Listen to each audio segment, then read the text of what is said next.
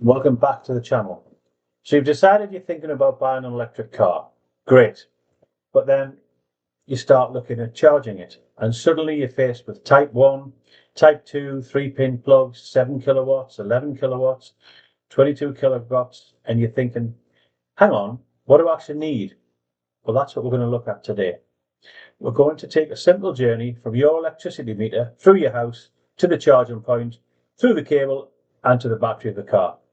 And perhaps most importantly, should you buy the cable first or the car? Let's get started. My advice is simple. Know what car you're buying first. The reason is electric cars don't all use exactly the same charging connectors. In the UK and Europe, Type 2 is the common AC charging connector you'll see on most modern AVs. You'll also come across Type 1, particularly on some older second-hand or more imported electric vehicles. So before you go out and buy a cable, check exactly what your car uses. And there's another thing to understand. The cable you use at home isn't necessarily the cable you'll use at a public rapid charger. So let's start with the simplest option, the 3-pin charger. This is what people often call a granny charger. It's basically a portable charging cable that plugs into a normal domestic 3-pin socket. It's convenient. You don't need a dedicated wall box, and it can be useful if you're visiting somewhere without an EV charger, but it's slow. You're typically charging at around 2 to 3 kilowatts, depending on the charger and the socket arrangement. So if you've got a reasonably large EV battery, charging from empty, it could take a very long time. It's also important to remember that a domestic socket wasn't specifically designed to supply a high continuous load for many hours.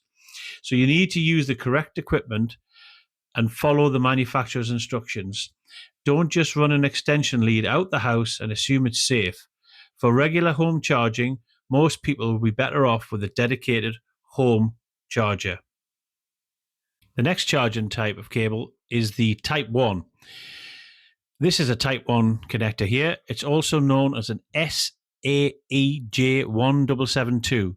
You'll find these mainly on some of the older EVs and plug-in hybrids, particularly vehicles originally designed for markets outside of Europe. It's a single-phase AC connector.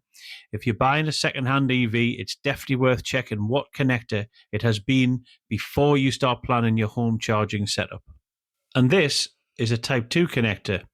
This is the common AC charging standard you'll encounter on modern EVs in the UK and Europe. It can be used for home charging and many public AC charging points. And importantly, depending on the vehicle and the electrical supply, Type 2 systems can support single-phase or 3-phase AC charging. But this is really important. Just because you've got a Type 2 connector doesn't mean your car will charge at 22 kilowatts. The car, the charger, and your home's electrical supply all have to be capable of supporting that power. So let's follow the electricity. It starts at the grid, comes into your property through your electricity supply and meter, and then into your consumer unit. From there, your EV charger will normally have its own dedicated electrical circuit, and this is where things start to get interesting. Before installing a home charger, the electrical installation needs to be assessed. The installer needs to consider things like the existing consumer unit, the electrical supply to the property, the cable route, earthing arrangements, and the power available to charge. And this is definitely one for a suitable qualified installer. An EV charger isn't something you simply connect to the nearest socket and hope for the best. The most common solution for home charging is a dedicated wall box. You've probably seen these mounted on the outside wall of a house or inside a garage. For many homes, a 7 kilowatt charger is a common choice. And here's something interesting. If you have a 60 kilowatt hour battery, then, as a very rough calculation, charging at 7 kilowatts could theoretically take around 8 to 9 hours to put 60 kilowatt hours into the battery. Of course, real-world charging takes longer because of charging losses, because the car doesn't necessarily charge at maximum power throughout the entire cycle. But here's the thing. You don't normally need to charge from 0 to 100% every night. If you've driven 40 or 50 miles during the day, you might only need to replace the energy you've used. So you plug in when you get home, go to bed, wake up with the car ready for the next day. For many people, that's the biggest change in mindset when moving from petrol or diesel to electric.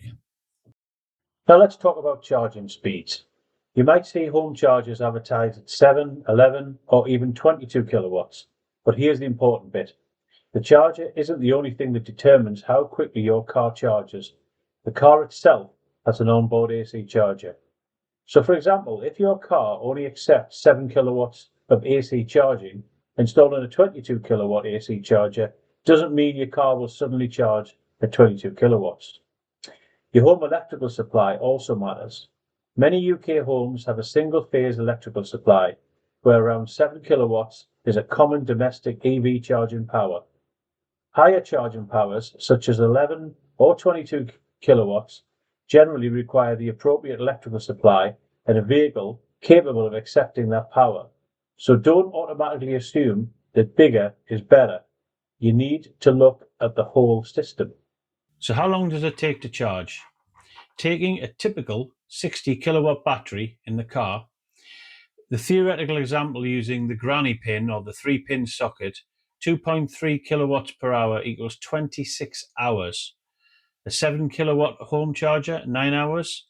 An 11 kilowatt charger, 5.5 hours. A 22 kilowatt charger, only 3 hours. Now these numbers are only a simple illustration. Actual charging times depend on your car, the size of the battery, the charging equipment, charging losses, and the car's charging curve. And that's why you should always check the specifications of the actual vehicle you're buying. The other thing to remember is that rapid public chargers are different again. They generally use DC charging, direct current, where the conversion from AC electricity to DC happens outside the vehicle, allowing much higher charging powers. That's why you could stop at a rapid charging on the long journey and add a significant amount of range in a very short period of time. But that's a subject for another video. So to close out today's video, here's our 1-minute electrification check. Ask yourself these 5 questions. Where is your meter? Where is your consumer unit? Number 3, how far do you park the car from the consumer unit? Number 4, is your parking space actually on your property? Sometimes it's not. And number 5, do you know whether your house is a single phase or 3-phase? If you don't know the answer to those questions, well, you're not alone. And that's why we're here. So, should you buy the cable first or the car? Well, my advice is buy the car first, or at least know exactly which car you're going to buy. Then work backwards from there. Find out what charging connector the car uses. Find out what AC charging power it can accept.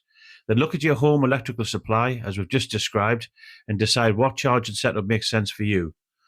Because the fastest charger isn't necessarily the best charger. The most expensive cable isn't necessarily the right cable, and you might not need to charge your car as often as you think. If you found this video useful, please give us a like, subscribe to Electrify My Life, and leave a comment. And if you're thinking about buying an EV, do you already have one? What questions do you have about home charging? Let us know in the comments below. Thanks for watching. We answer every comment, and I'll see you in the next episode of Electrify My Life.